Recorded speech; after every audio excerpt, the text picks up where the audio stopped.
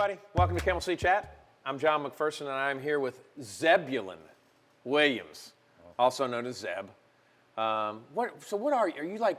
Are you master distiller? Are you What do they call that? Well, yeah, they call it a master distiller, but I'm far from a master distiller. You're still learning? Yeah, of course. But tastes good? Learning every day, and I certainly wouldn't call myself a master of anything. Yeah, well, so, I mean, it is funny. There's all the designations and all that stuff. What's a sommelier, or, for wine or something. But then I watch some of the videos on YouTube, and there's the bourbon guys, and it's like one guy's wearing some chain around his neck to take, whatever, I've Each been, his own. Yeah, I tell you, I've been to the Woodford Reserve, and I do that with the pinky because it reminds me of the 48 hours. I have the half double decaf with a twist, from Beverly Hills Cop.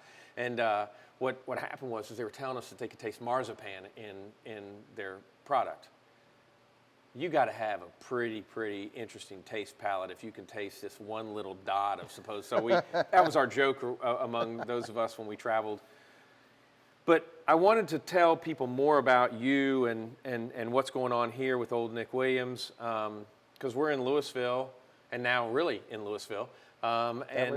You've got some good product here, but also you are an interesting fellow. I mean, I'm going to ask the first question, and that is, where are you from, and how long have you been in Winston-Salem area? Well, basically, I'm 45 years old. Lived here in Louisville my whole life. Hence the Williams Road. Family doesn't venture far from the road, it seems. So spent all my time in Louisville. Disappeared a few years for college. Where'd you go to school? Was at Western Carolina for a couple years, then ended up down at UNCW. All right, so your daughter is at Western? No, she's at UNC Charlotte. Okay, so she was smart and didn't go.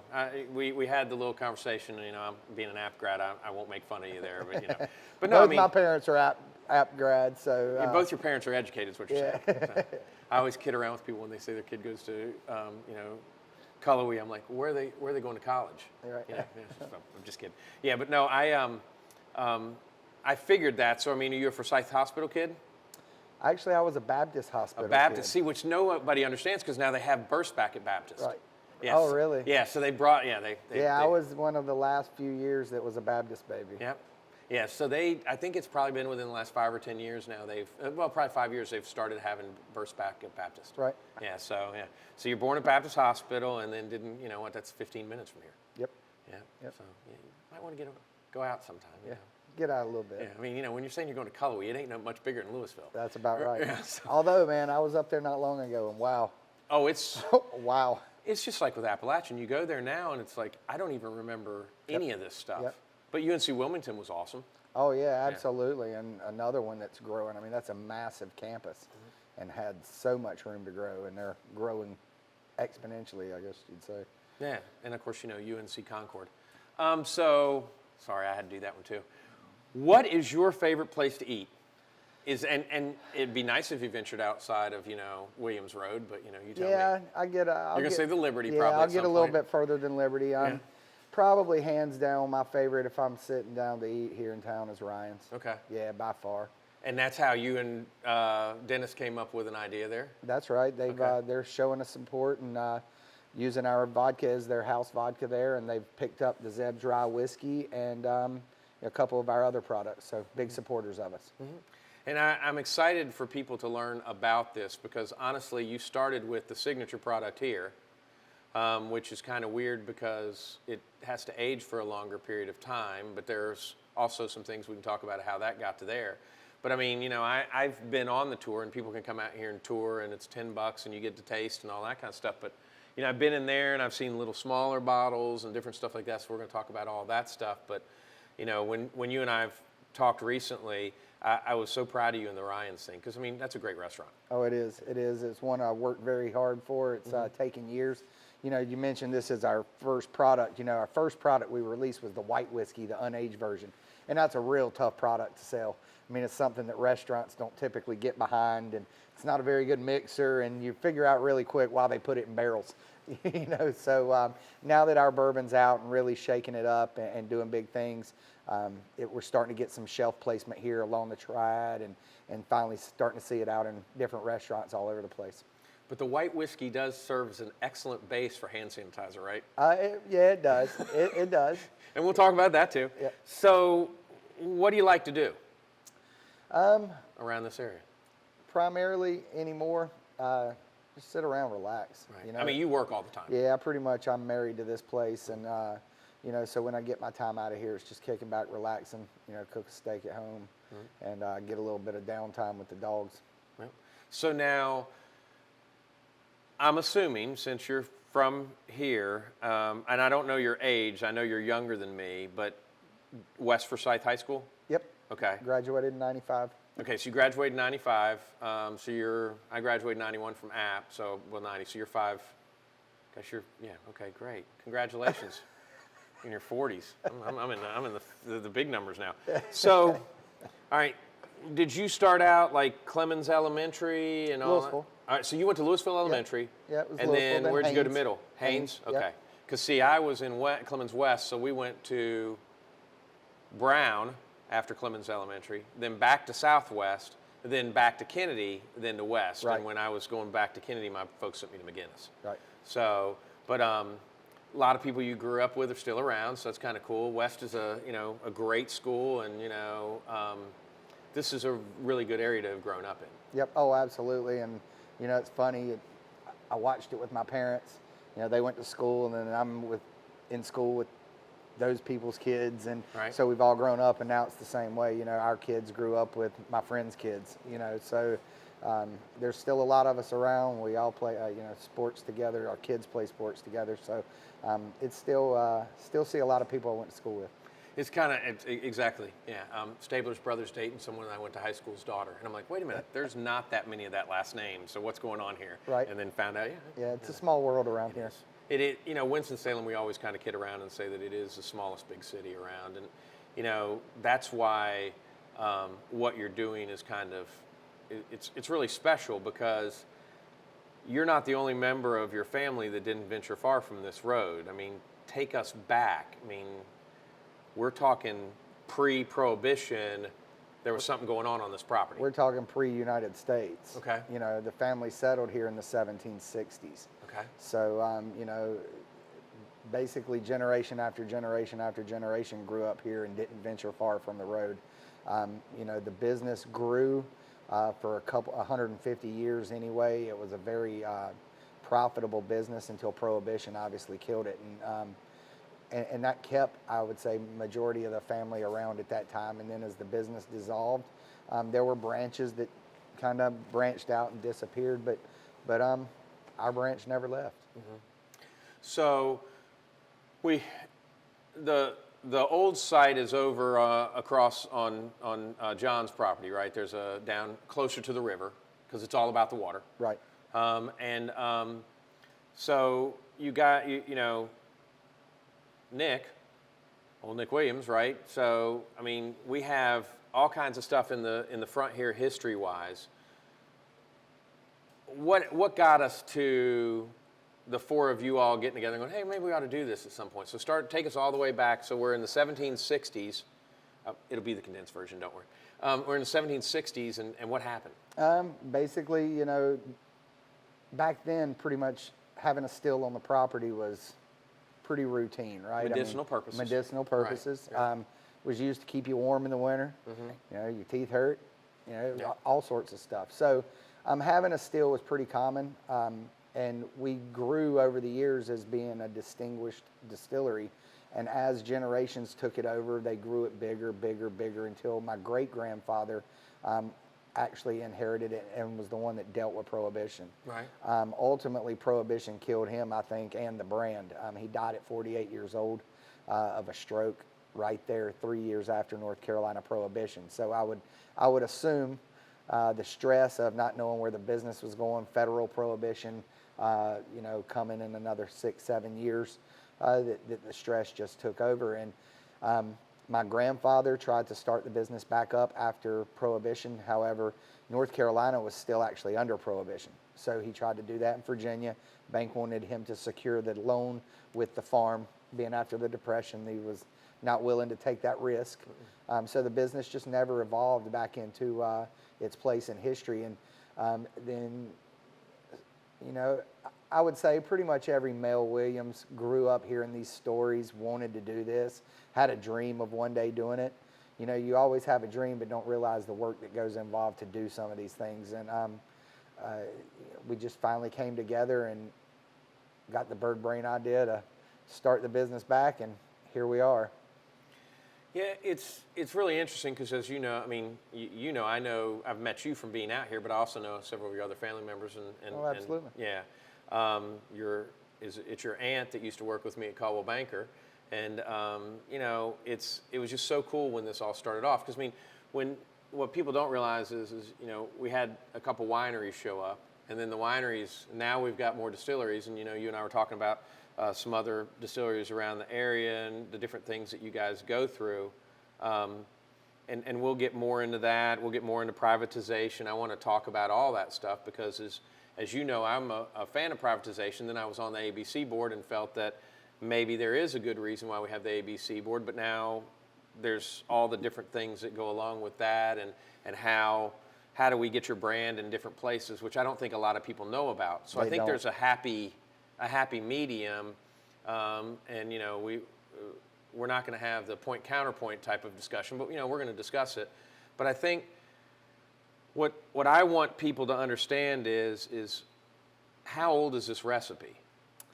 You know, this is as close to what we felt was the original bourbon recipe. Right. We had an original batch, original bottle with some alcohol in it. We pulled, tested, had sent off, had it tested, and this is what we think is the closest to the original recipe. Okay. You know, is it probably dead on?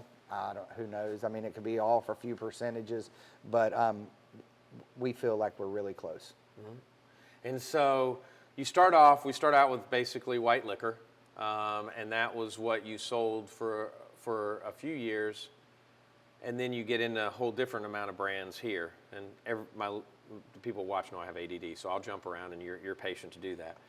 Put up with me, but I really want to know how we got to here. I mean, so it's you, your Yep. dad, Yep. your uncle, Yep. and his son Matt. That's correct. And I mean, are we at a grill? Are we having a libation? I mean, how did this start? You know, just it started by conversation and dreams and, hey, do we want to do this? And then, you know, it kind of fell into place. It wasn't sitting around the fire one night. It wasn't sitting around. It was, you know, I think when I was a little kid, I dreamed of doing this. I mean, Right. This is what I wanted to do. If you asked me, I want to make liquor, you know. Right. There was a period of time I wanted to play pro baseball, but this was ultimately, at the end of the day, I wanted to reform this business. And I actually told Ashley on our very first date that one day I'm going to restart the distillery, and we didn't know that would be like 2 or 3 years later. Right. So, you know, it just evolved. It just happened, and you know, it's good. I'm excited to see what the future is going to bring with these brands and redelivering and building just like our forefathers did. It was an old brand, but it was like starting brand new. Right. And there's a lot of stuff with it that, you know, you and I have had conversations about, and we'll try to peel back some of them, but some of them is like you just don't even want, I mean, you don't even want to talk about them because it's like, you got to be kidding me. I mean, well, I gave the example. I mean, you're annexed into Louisville because of just a little loophole. Yep. Yeah, and we'll talk about that. But so you graduate from Wilmington. Nope, never graduated. Okay, so you leave Wilmington. Yep. And where you go? Came back home. Started running. My dad had purchased Kim Drive, Winston-Salem, carpet cleaning business from my aunt and uncle, John and Kim. And I just came back and started running that for the next few years, Okay. and figuring out business, and built a house, got married, and had kids. Had kids, and yeah. Rest is history. Right. And so then the day comes that you're deciding to do this. Obviously, you're nervous as all get out, you know. I don't know how to pull it out of you because I just think people don't understand what a risk this was. I mean, this wasn't $5. I mean, No. wait, what's that, and all that kind of stuff. Well, I think, I think what you're asking for is, yes, it's tons of stuff you would never imagine. Just the federal paperwork to get permitted is months and months of work. They want everything from every financial of every business owner in the business to where's the money coming from. All this equipment has to be purchased, the lease and all in place, everything done before you even start applying for a permit. Right. So you've got $250,000, $1 million tied up for 6, 9, 10, 12 months while it takes the federal government the time to go through all of your stuff. And once the feds get done, then you get to turn over and go through all of it again with the state. Right. So just the permitting process, the equipment, it was very stressful. And I'll touch on this just a little bit. We had some really crazy issues that we dealt with early on. The big major players in this business don't like the little players. They watched it in the beer industry, losing market share to craft breweries all across the United States. So the big guys try to muscle you out. They sue you over names. They try to pin you down, force you into court, which costs tens of thousands of dollars. Trademark attorneys. On a good day. Yeah, on a good day, right. yeah. Trademark attorneys are not cheap. We spent a good portion of the first year or two of our existence fighting big names out of Kentucky. And, it was tough on us. It was stressful on us business owners. It was stressful on our pocketbook. It was stressful across the board. Now, it did birth several cool brands that we've come up with.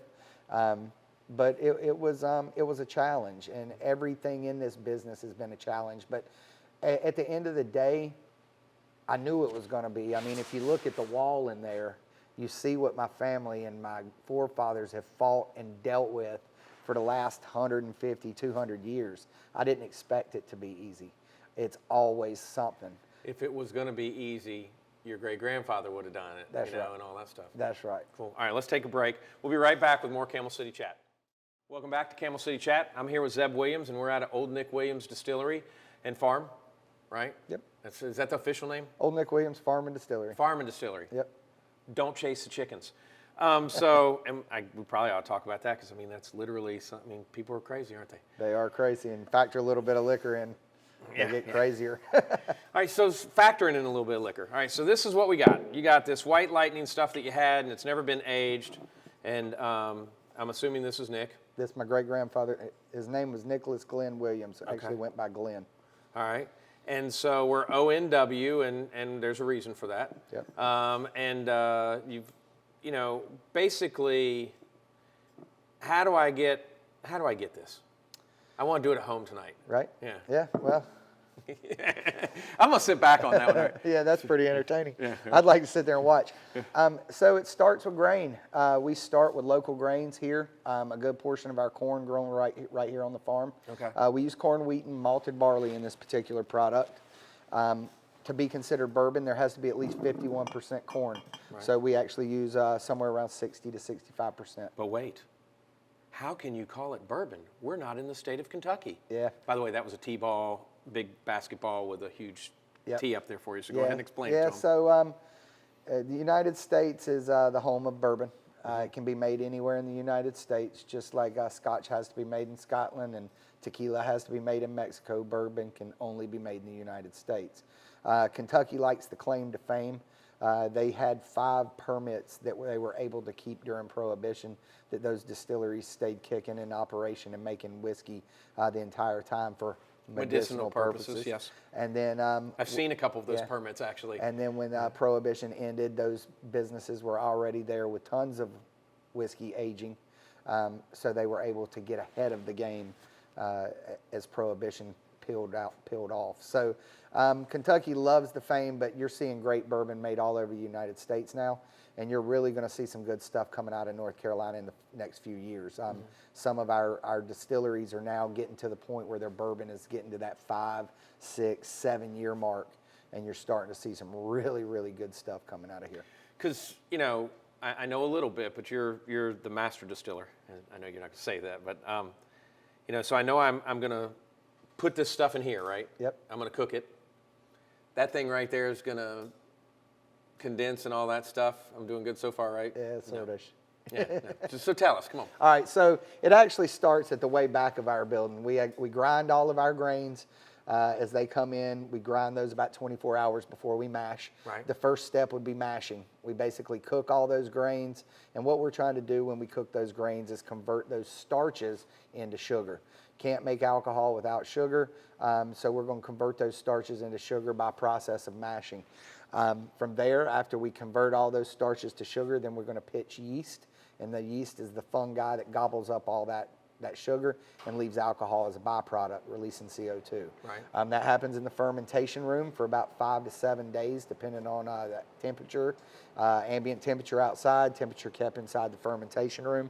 And then once that happens, we have what's called the wort, okay? And we're going to move that mash or the wort into this main kettle. We run our process as a double, we run it across the still twice. Right. The first time, we're actually just separating that alcohol from the grain. So we're going to keep every bit of what we make. We're going to run it off the still. At 170 degrees or so, those alcohol molecules are going to turn into a vapor. They're going to travel up along that upper tube. They come into contact with tubes that are filled with cold water, so they recondense that steam back to a liquid, and off the still it pours. First time off the still, it comes off about 80 proof. It tastes, it's real cloudy, it's oily, kind of smells and tastes like that cheap liquor we used to drink in college. So we save that stuff up in that big tank right there called low wines until we have enough, and then we'll run it again. Once we run it the second time, that's when we're actually going to pull the good alcohol from the bad alcohol and keep what we call hearts. The hearts goes into the barrel for aging. So, all right, proof obviously is a delineation of a figure that's double what it really is, right? So if I say That's it's correct. 80 proof, it's 160% alcohol? No, it'd be 40. 40% alcohol. Yeah, Okay, 40, right. I want to make sure we 40% got that right. alcohol, 80 proof. So, you know, when you're drinking 151 or whatever like that, that's a lot of alcohol. That's a lot of alcohol. That's removing paint. That's correct. and and we so- actually make a rum that's 126 proof, so What is my bottle with this? 92. 92. Okay, Yep. so it's about half, just below half on Right. alcohol. Yep. All right, so does everyone else do what you do in taking the wine back through again? A lot of people do. Okay. And that's the great part about distilling is we all do things how we want to do them. And that's what makes people's stuff taste different. The wood we age in makes it taste different. Time age makes it taste different. That's the great part about this industry is we all turn starches and sugars into alcohol. Right. We all distill and separate those, but we all do it different ways. Stills can be, there's 100 different ways stills can be built, made, and each of them are built and designed for specific things. Like this specific still is designed to do a Jamaican style rum with the 2 thumpers. Right. However, I can flip all those valves up top and we can use one of those, we could use 2 of those. So we actually do our hemp infused vodka through this where we actually run the vapor through hemp seed. Okay. So, this thing can be used 100 different ways just by flipping valves.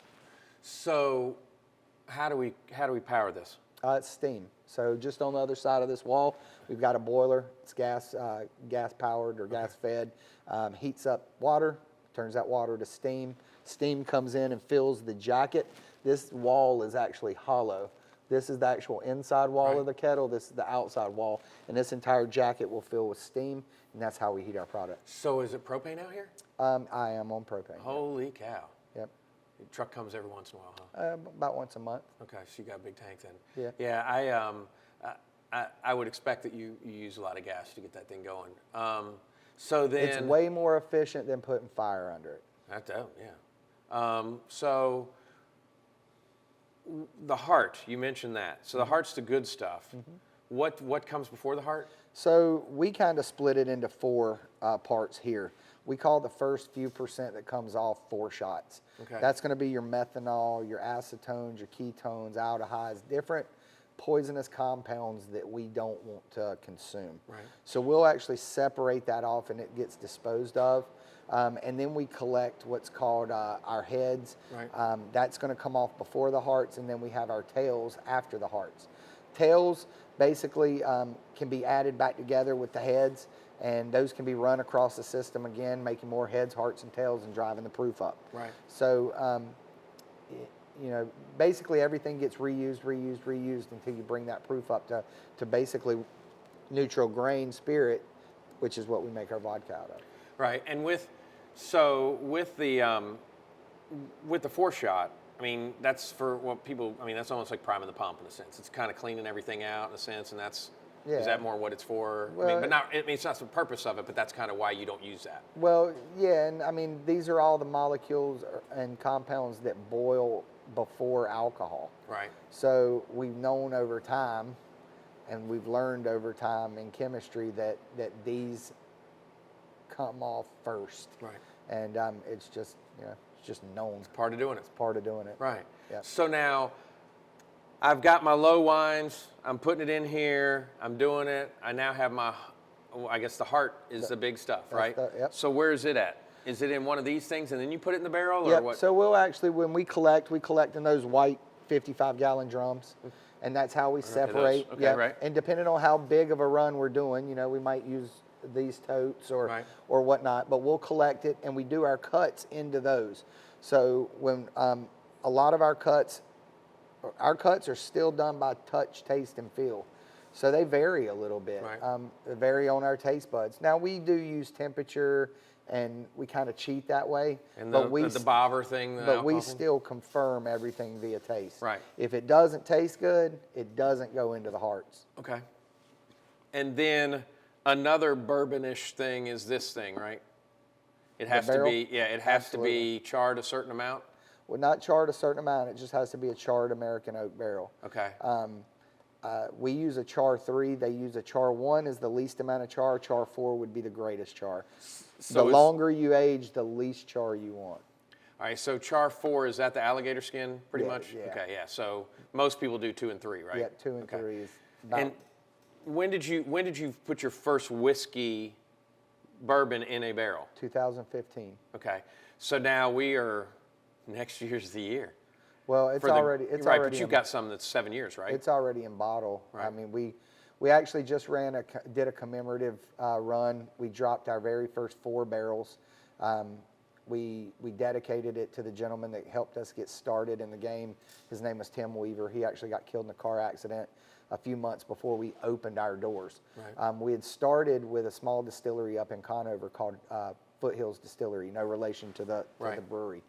Those guys contracted with us and made our first 40 barrels while we were getting our permits, getting everything secured here to start making alcohol. And those were some of the very first 4 barrels that we put into that bottled in bond. All right, so now you said my most favorite word of all time there, those 3 words. Bottled in bond? I love bottled in bond. So explain what bottled in bond is. So bottled in bond will mean that basically the spirit has been in the barrel for a minimum of 4 years. It has to be bottled at 100 proof, which is what the government looks at everything. That's what we call a proof gallon. Mm-hmm. It also has to be made at the same distillery in the same season. So you couldn't mix a batch from this year. It has to be at least 4 years old and made in the same season in the same distillery. So does it have to be locked up too, right? No, I mean, this is a bonded warehouse. Okay, all right. Yeah, this is a federally bonded warehouse. Oh, that's good to know. Yep. Yeah, I like that. But yeah, no, bottled in bond seems to be, when you see that on things, I just feel like sometimes there's a little bit more care sometimes into that. It's not the mainstream. Right. Yeah. I'm falling for the advertisement. Yeah. Well, it's, you know, all of these designations are there so the consumer knows what they're purchasing. Right. There's all sorts of rules and regs that people don't know. You know, like for example, bourbon cannot come off the still over 160 proof. As that proof drives up, you remove flavor. That's why vodka doesn't have any flavors, because it's been distilled up so high that it removes all the grain characteristic. Whereas bourbon, if you distill it over 160, you start removing those characteristics that people know is the flavors of bourbon. So the federal government puts law into place so you as the consumer know what you're purchasing. Okay. All right, so let's take a break. and we're going to talk more about the government involved in spirits too as well. And we'll be right back with more Camel City Chat and Zeb Williams. Welcome back to Camel City Chat. I'm John McPherson. I'm here with Zeb Williams. And well, you know, we've been talking about the government, and it seems that the government's been involved in your family for a long time. I mean, you know, we're all the way back, then Prohibition, and then getting this started. And I do want to make sure and come back a little bit more to this started, because we've got some cool things here that I definitely want to talk about. One of which, this one and this one are like super, super cool, and Coattail over there is not too bad either. And you know, I'm brand ambassador. So what I would say is you and I have met several times. One of the more recent ones is I was on the ABC board, and then I was off the ABC board, and you and I got to talking about some things.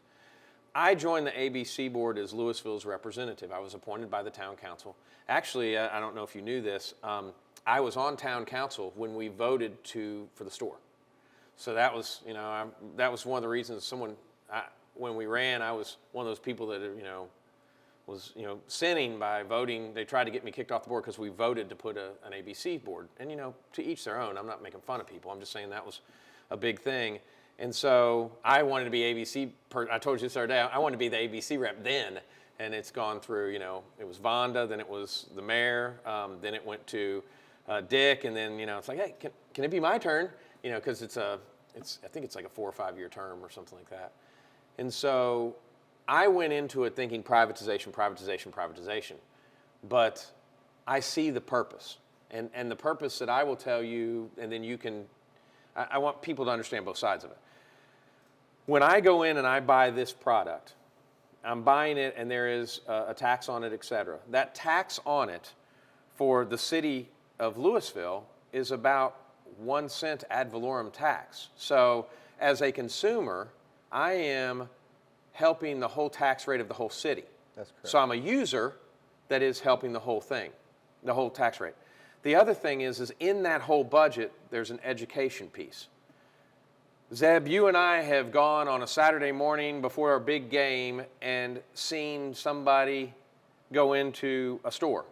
And then the next week, we may have to go pick something up for our parents or whatever, and that same person's going in. There's an education component of it that tries to help those people that don't have the ability to manage this product, right? And so I support that. There's a selection thing, and what I say by that is when Washington State went, you know, you bring in a big box discount club or whatever, the prices actually went up, and so there's that. So there's a regulation of that. But the problem that we're having now is the problem that is very local to us in the sense of the triad side of things, and I will say this as a consumer, this is me, not him, is our selection is very low right now. I can go to surrounding counties and get a better selection. Please still shop in Forsyth, you know, because that's the Triad ABC board.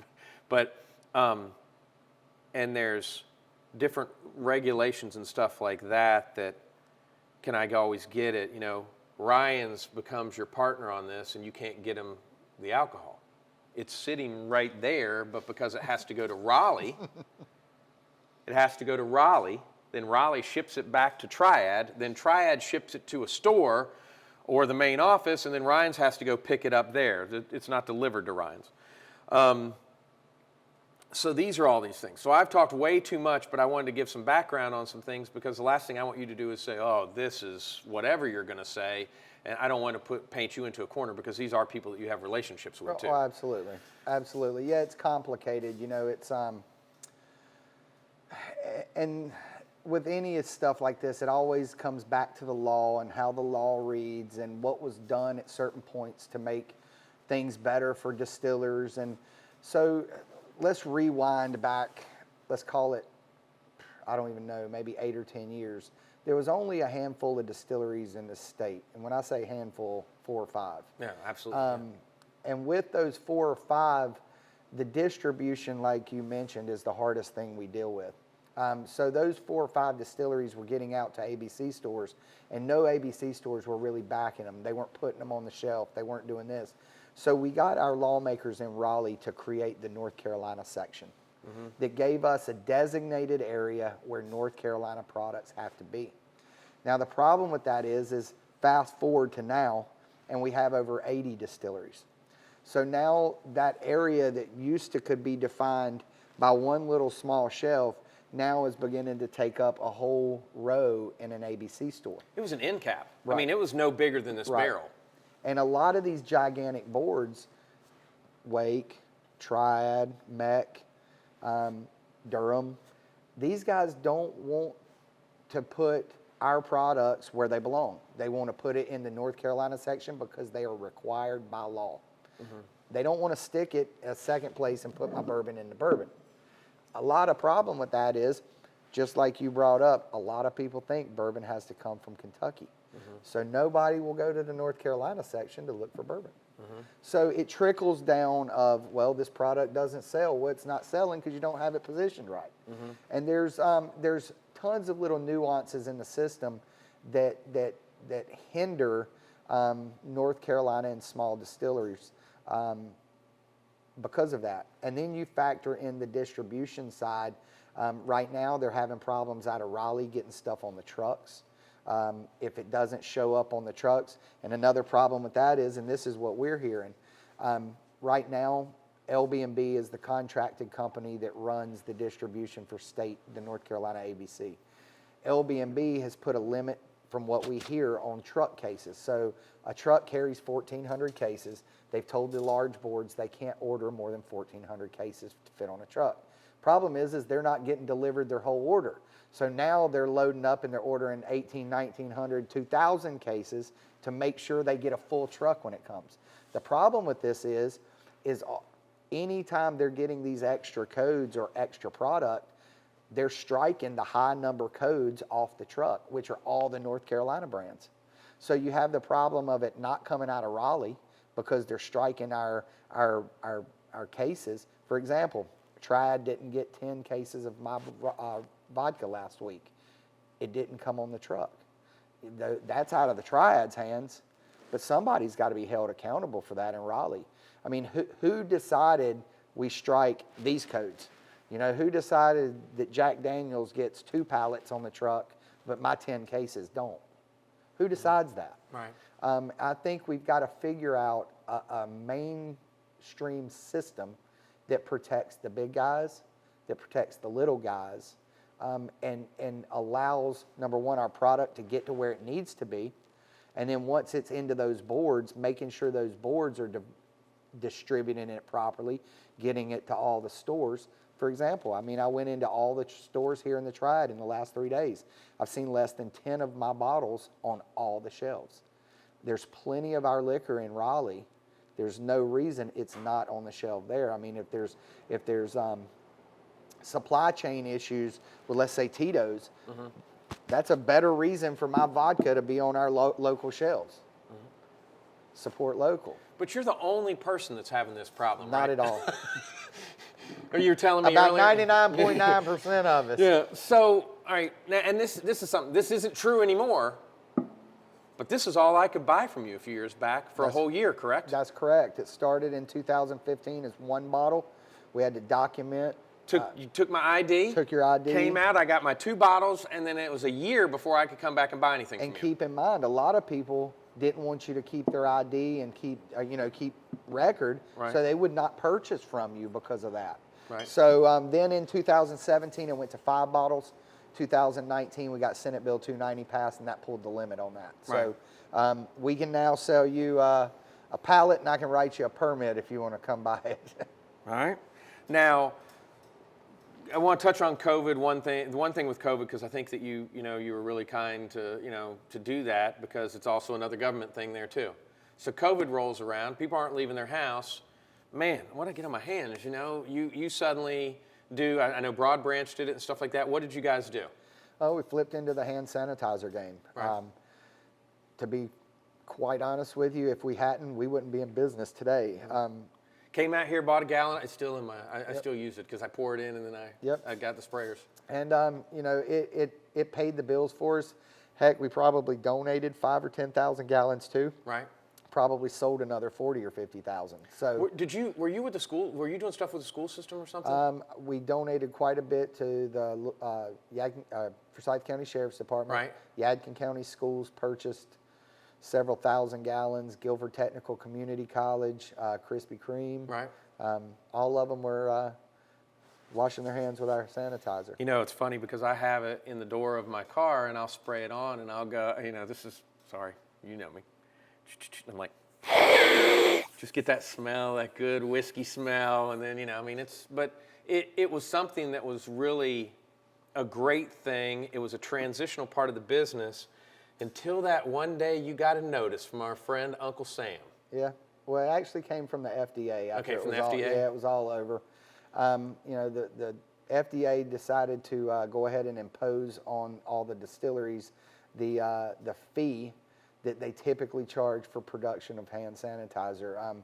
And I think that fee was somewhere in excess of 14 grand. I thought it was 10 or more, so yeah, I didn't, okay, yeah. So, you know, enough of us distilleries across the United States had stepped up when the country needed this service and made hand sanitizer. And we were able to lobby, work with our legislators in D.C., and the FDA actually relieved that for last year. Now, if we would have continued to make hand sanitizer... You don't make hand sanitizer no more, more, we're out of the hand sanitizer business. might have a little bit here to clean us up, but we ain't selling it to you. Yeah, I got a little bit still in the back, 1,000 gallons or so, but... So, that is one thing that you did to change things around.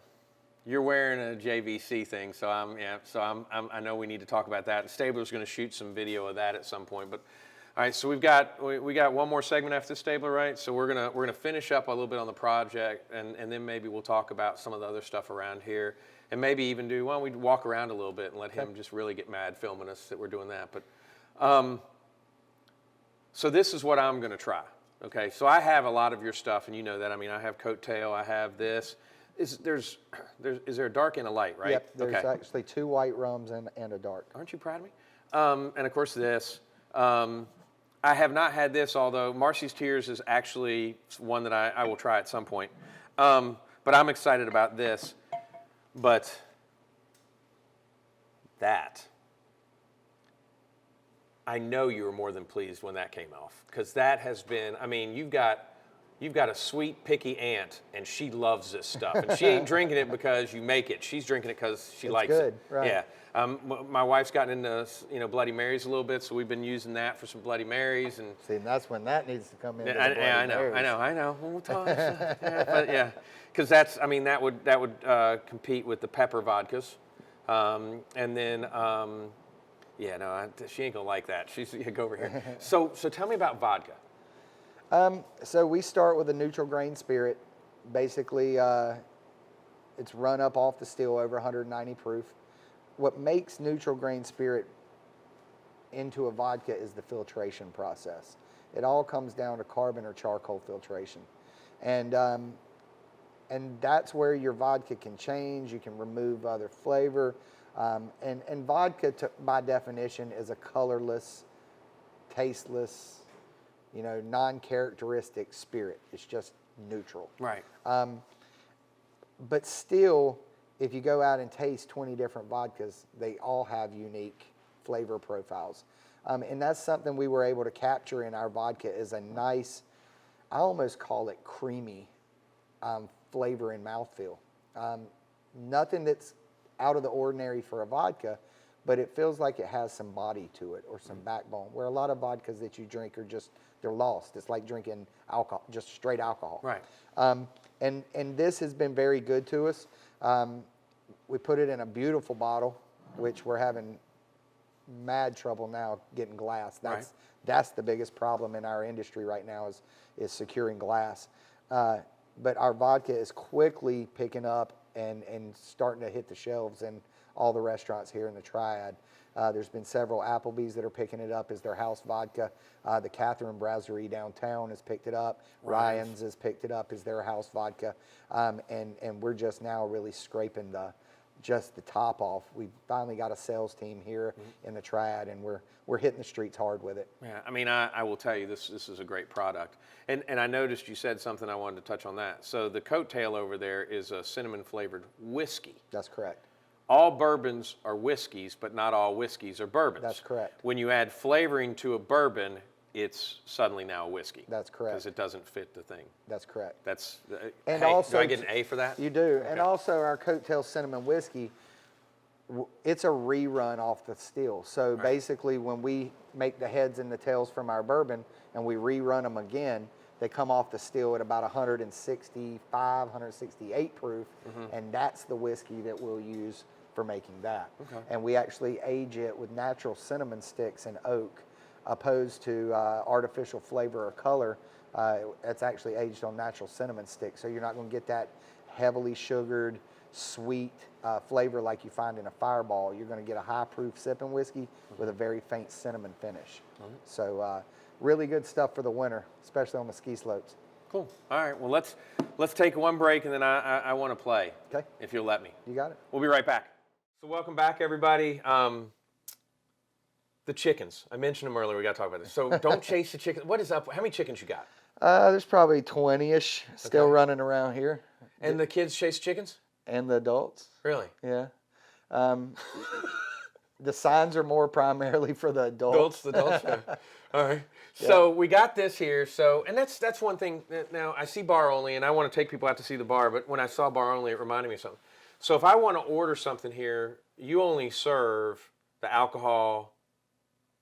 You don't have other brands here, do you? No. Well, I have the permit that allows it. Right. However, right now, being that you can't get any liquor that we want, I only want to bring in real high-end bourbons, real high-end whiskeys. I don't want Jack Daniels and Maker's Mark, and I don't want that. Right. I want to be able to set up a really nice, fine bourbon and whiskey Scotch tasting bar. Right. And I can't get anything. Right. So, no, currently we don't have any other products. However, I do have the permit to purchase. And so speaking about the permit, let's talk about that because, I'd mentioned it earlier as well, too.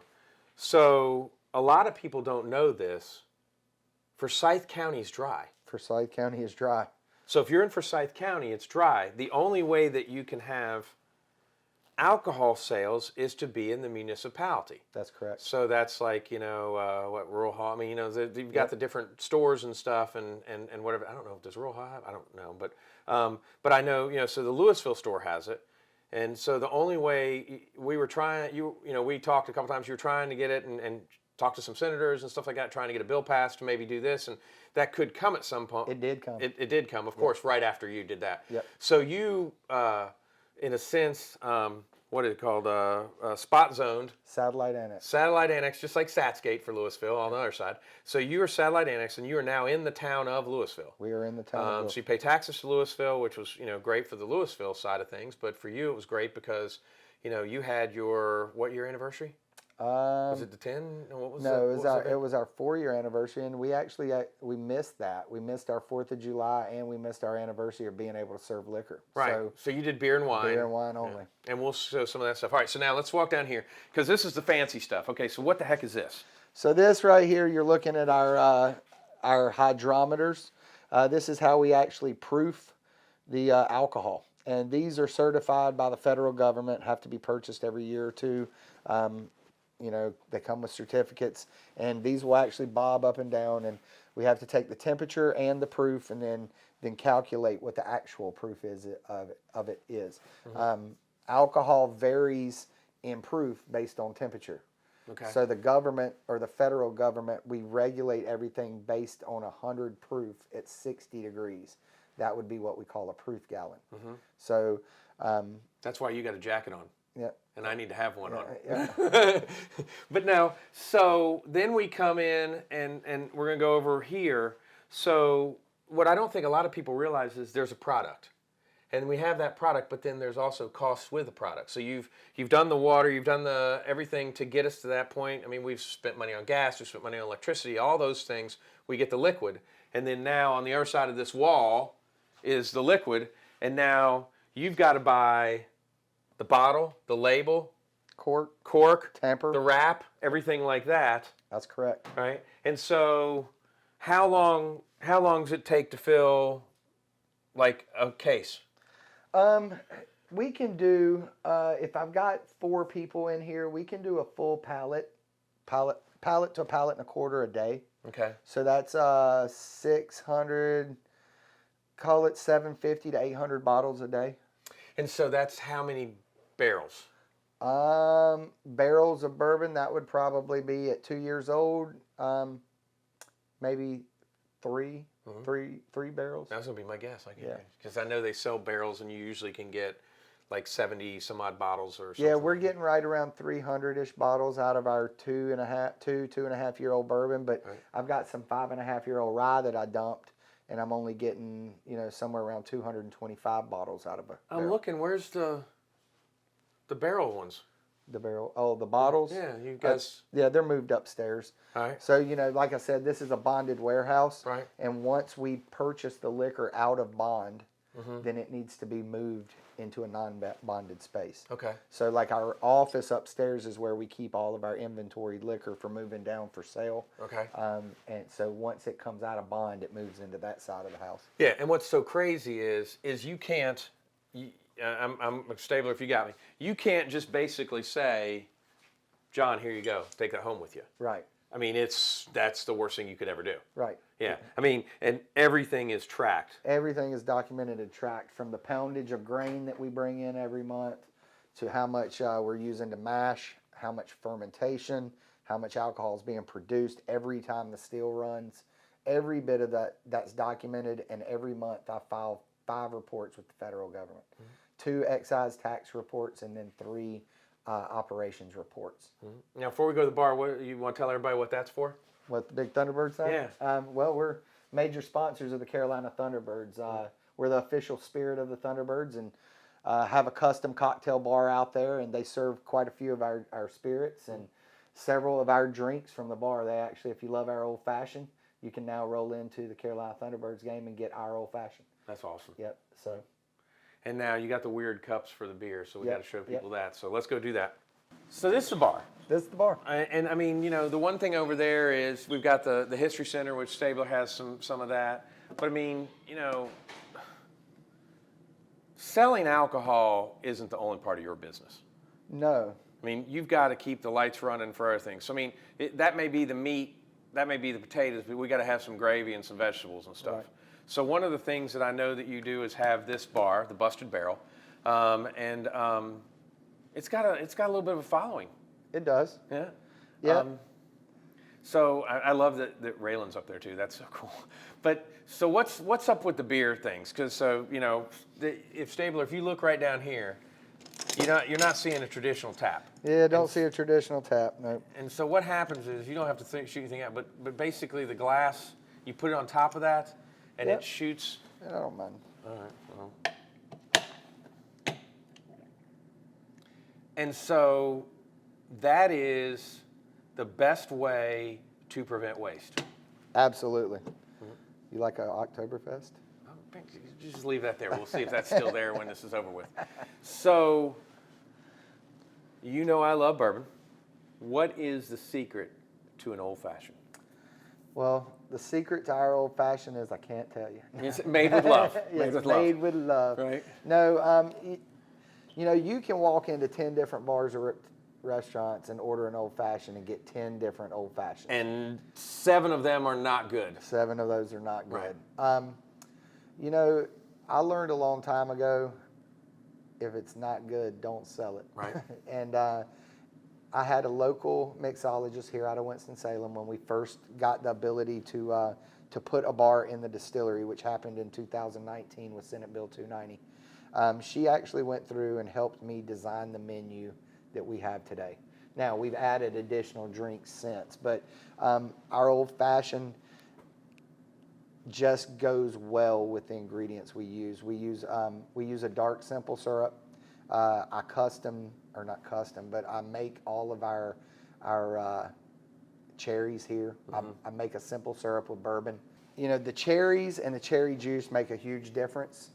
And then our bourbon just kind of matches and marries with it. But now that we brought the rye whiskey on, The key ingredient to an old fashioned is a rye whiskey. both of our old fashions, whether you get the rye or the bourbon, are both phenomenal, and just kind of depends. I flip back and forth, Yep. So here's what we're going to do. We've talked about that you got to keep the doors open. Now let's talk about JVC. So let's go outside and show. I mean, I still can't believe all the stuff you've done here. So I'm shaking my head, okay? I mean, honestly. So I came out here 2 or 3 years ago. In fact, this is funny. We use the same grader. And so, Jeff? yeah, so Jeff. And so the big day that he was out here, and of course, Zeb, if I take that down, I'm going to hit your internet. I mean, I'm going to hit your internet. There's no way I can't. You got to do a little bit more, Jeff. And so we were out here that day. But I mean, I'm talking way before that. I mean, it was that building. That's it. Yep. Now you've got the tent up all the time, which is great because it is kind of chilly out here, But did you ever imagine this? From the original conception of the business, no. However, where I got really involved, maybe 5 or 6 years ago, I went to one of our distillers meetings here in the state, and I left there just aggravated because nothing was getting done. It was the same song and dance. I was paying my dues. We weren't getting anywhere. And I came home and I debated just dropping out of the North Carolina Distillers Association. And I spoke, and Ashley and I talked about it. And then I was like, forget that. I mean, let's get involved and change things. So I ran for a board seat, got elected, as well as a couple other guys that I've worked on the board with the last 4 years. And we just started pushing it, man. We started pushing the state. And when we started getting legislators behind us, changing bottle sale laws, doing this, then we started looking at selling cocktails with our spirits. And I was like, oh man, we got a perfect entertainment venue. And then COVID hit, everything was forced outside. And the ABC Commission started opening up the ability to change your permit so you could do outdoor stuff easier. And I was like, man, let's just change the permit while it's easy and let's do this. Okay, so you just had beer and wine for July 4th or whatever it was, or your 4-year thing. I mean, you still were just packed. We were packed, but I'm gonna tell you, our revenue was cut probably 70% that day. I know, and we, you and I have kidded around and said, well, you just time to do another one and just say it's the redo. That's right. Or the part due. Part due. But so the last time I was out here, which hasn't been, but less than 6 months in the sense of down here, I didn't know these were booths in a sense. These are actual private booths that they're sponsored by someone and they can use them? Or? That's correct. So when I started building the deck, some of our customers out here obviously are business owners themselves.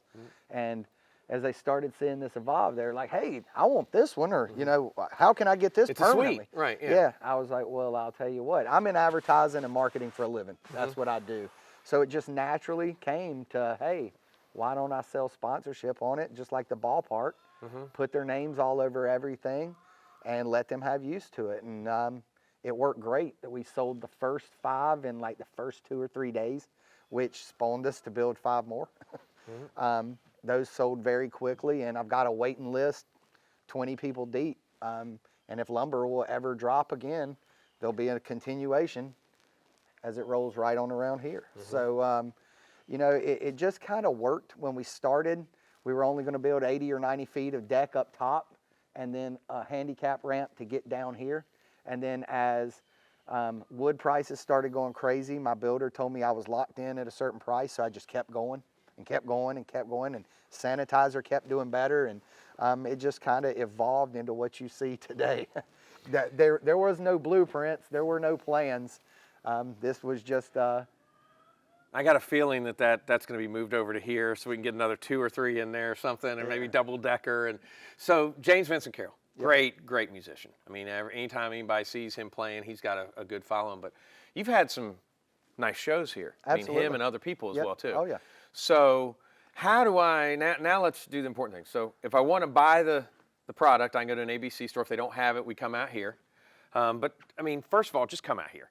So the first thing you should do is come here. It's $10 for a tour. A tour and tasting. Right. Yep. So I get the tour. I get 30 minutes to an hour with you, your dad, your cousin, or your uncle. That's right. And give the tour. You get to taste it, talk about it. You get the history that you can walk around and do before the tour, and then purchase some product. Right. Where are you guys on the web? OldNickWhiskey.com. Okay. And then you can find us at all the Facebook, Instagram, TikTok. Old Nick Whiskey. Okay. And then how often do you have bands? Typically every Friday and Saturday night. Okay. And then as the winter sets in, we'll go from full bands to like 1 and 2 piece guys that will be playing under the tent. Okay, right. And so what size is that tent? 50 by 30. So, yeah, so you've got like a wedding tent almost. Yep. Have you had weddings out here yet? I've had a couple. Okay. Yep. Wow, yeah. And it's so convenient, folks. You just get 421, get off the exit, turn, come, and you're there. Yep. But I just appreciate you giving us some time today to show us, and thanks for everything. Oh, I really appreciate you giving me the time and spreading the word. Well, it's a great product, and I drink it, I promise. We can do more. So you're a local business, you're invested in this area, and I'm just, I'm proud of you, if I can say that. Well, I appreciate that very, very much. Well, we'll be back next week with more Camel City Chat. Don't forget to check out Smitty's notes and oldnickwhiskey.com. That's oldnickwhiskey.com. See you soon.